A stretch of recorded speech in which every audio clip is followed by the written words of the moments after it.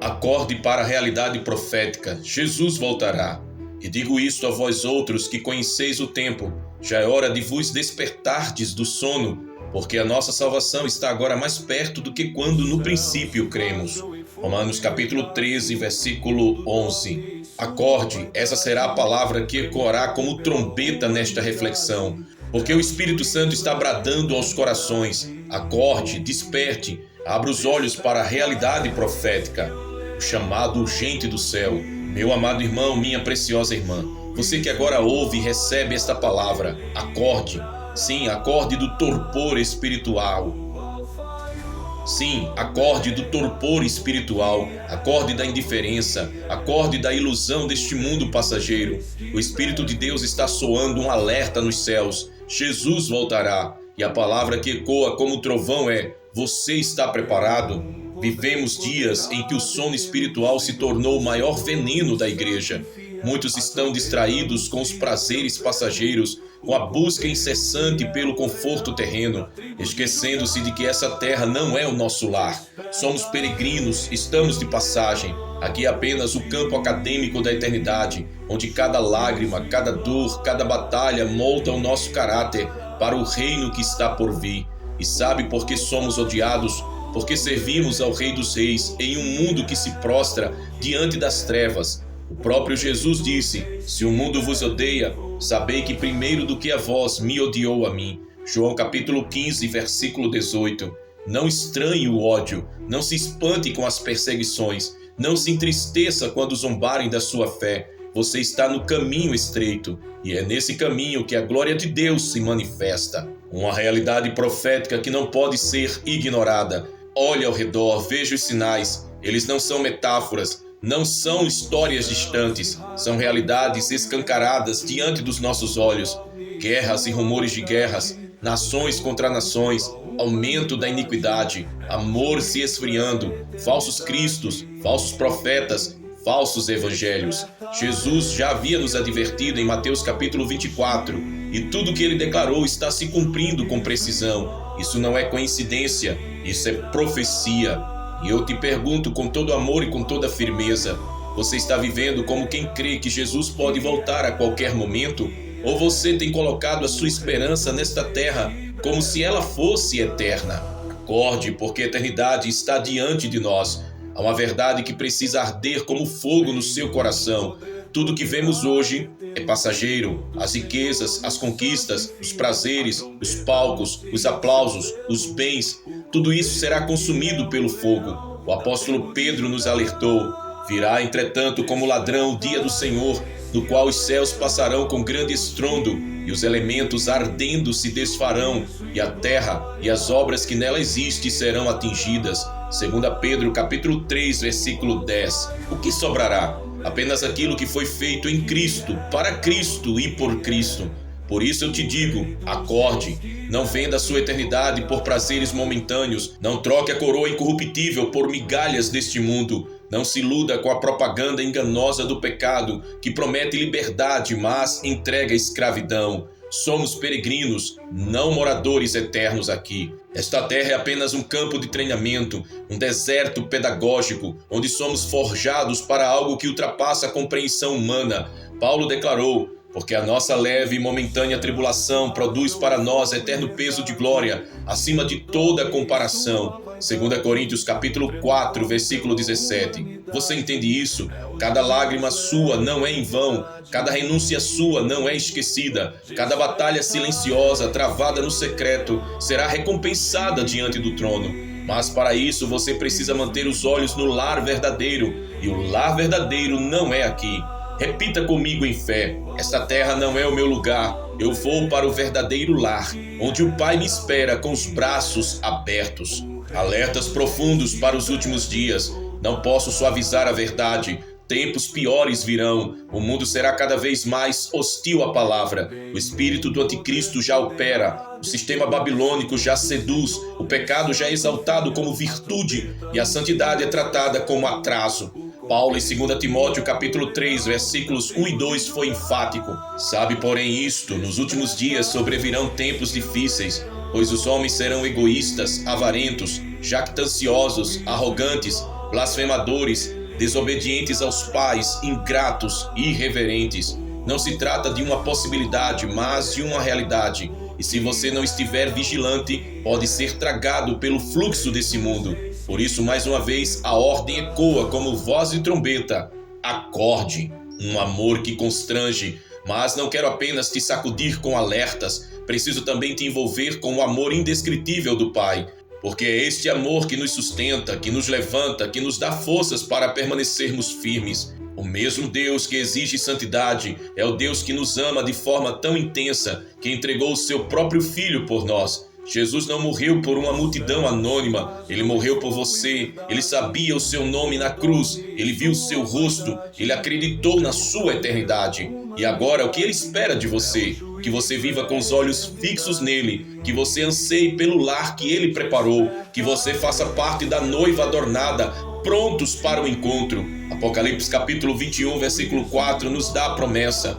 Ele enxugará dos seus olhos toda lágrima, não haverá mais morte, nem tristeza, nem choro, nem dor, pois a antiga ordem já passou. Esse é o lar verdadeiro, é para lá que estamos indo.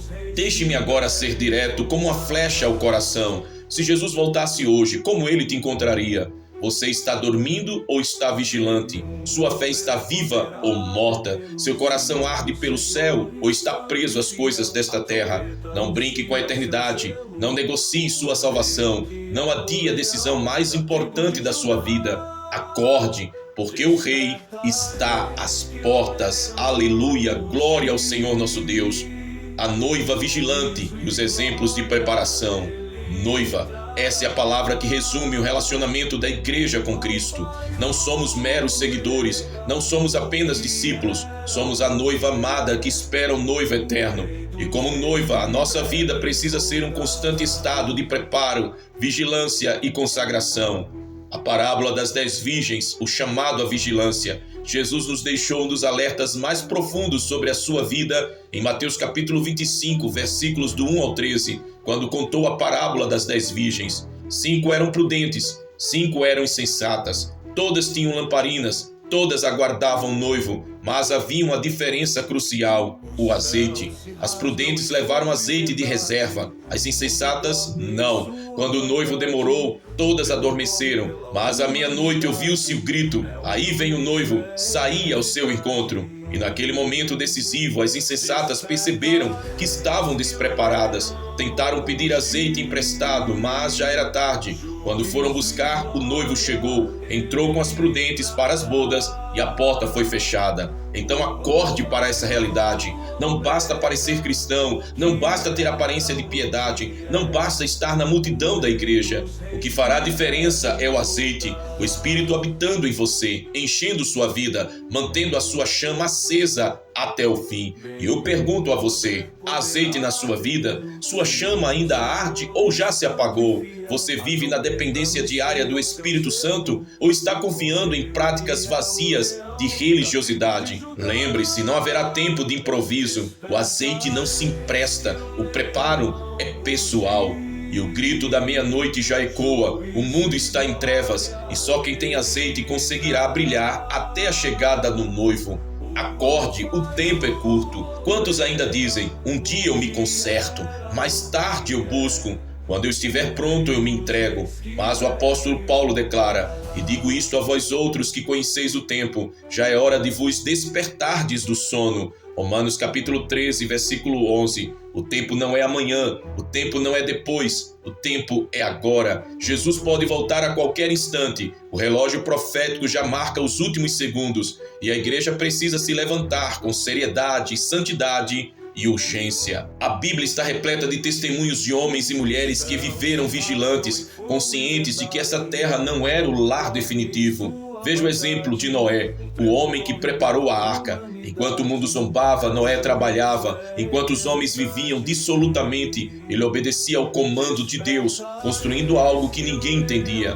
O resultado? Sua família foi salva, enquanto a geração incrédula pereceu. Jesus comparou a sua vinda aos dias de Noé, pois assim como foi nos dias de Noé, também será a vinda do Filho do Homem. Mateus capítulo 24, versículo 37. E você tem sido como Noé, firme no chamado ou como a geração que zombava?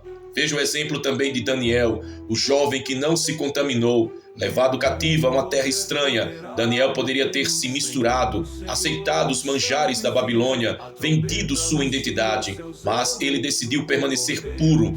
Resultado, Deus o exaltou em meio a reis e impérios. Em tempos de Babilônia espiritual, só permanecerá de pé quem tiver coragem de dizer: eu não vou me contaminar.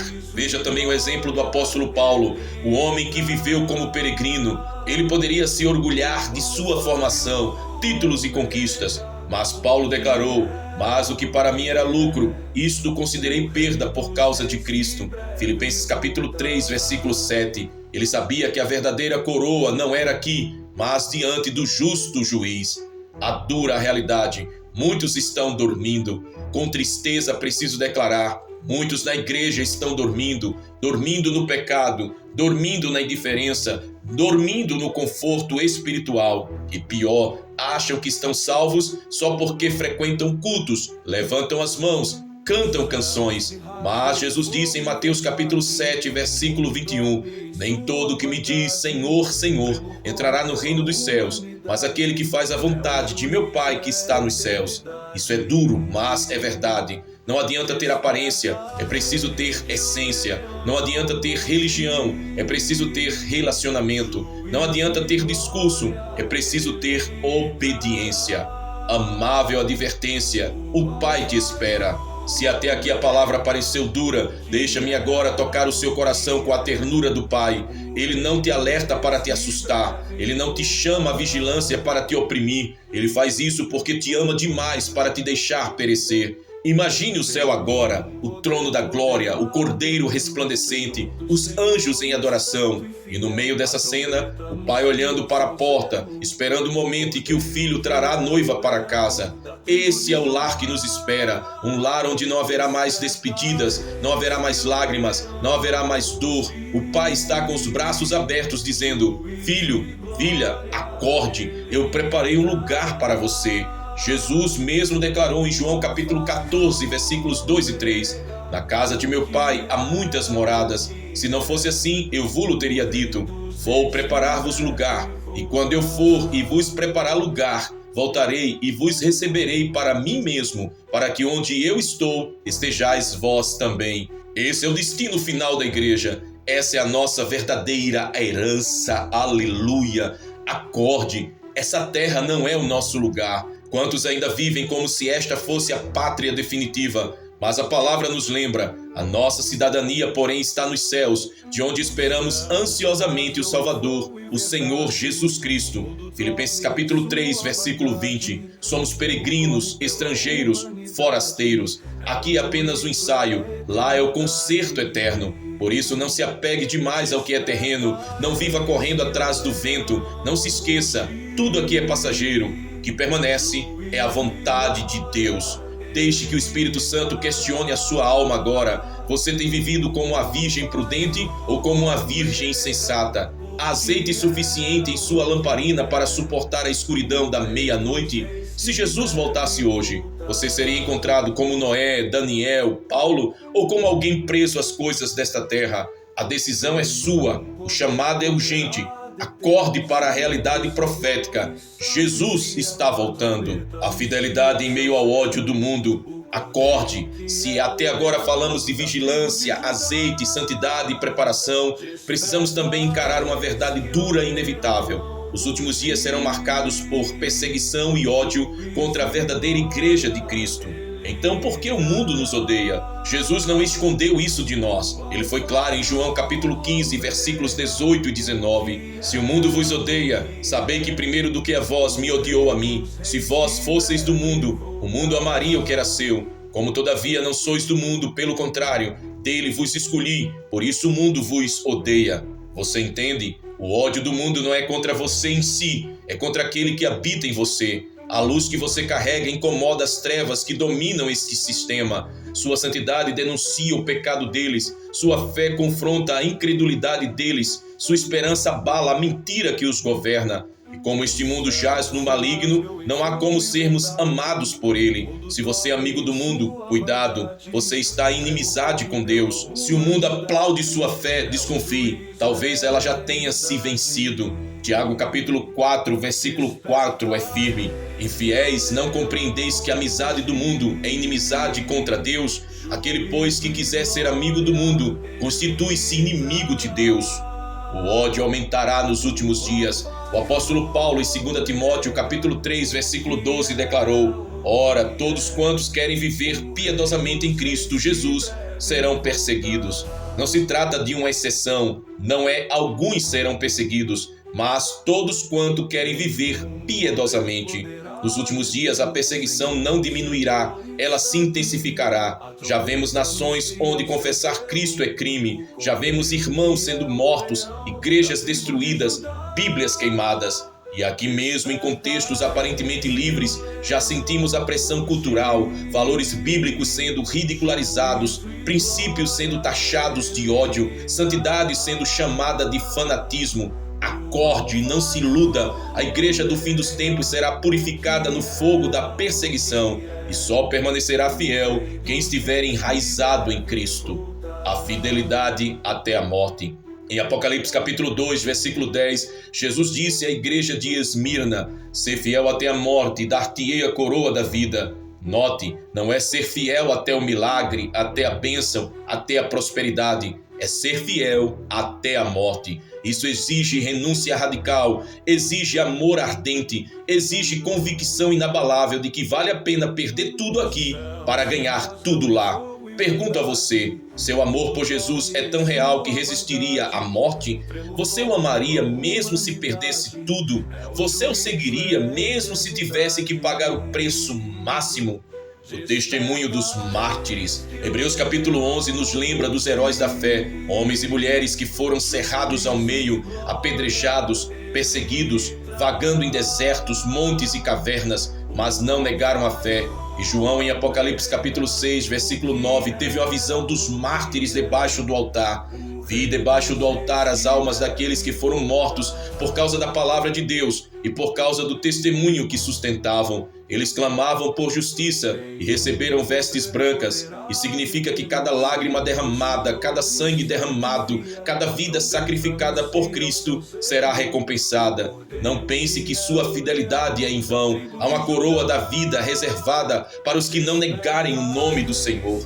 Acorde, prepare-se para ser diferente. Em um mundo que exige conformidade, a igreja precisa ser um povo que ousa ser diferente. Em um mundo que chama o mal de bem e o bem de mal, precisamos levantar a bandeira da verdade. Em um mundo que se prostra diante da besta, precisamos estar dispostos a pagar o preço por não nos dobrarmos. Foi assim com Sadraque, Mesaque e Abednego. Diante da fornalha ardente, eles declararam: se o nosso Deus, a quem servimos, quer livrar-nos, ele nos livrará da fornalha de fogo ardente e das tuas mãos, ó rei. Se não, fica sabendo, ó rei, que não serviremos a teus deuses, nem adoraremos a imagem de ouro que levantaste. Daniel capítulo 3, versículos 17 e 18. Esse é o tipo de fé que os últimos dias exigirão. Fé que não negocia, fé que não se vende, fé que não precisa de garantias. Lembre-se mais uma vez, essa terra não é o nosso lar. E se até aqui a mensagem pareceu dura, aqui está o bálsamo. Somos peregrinos.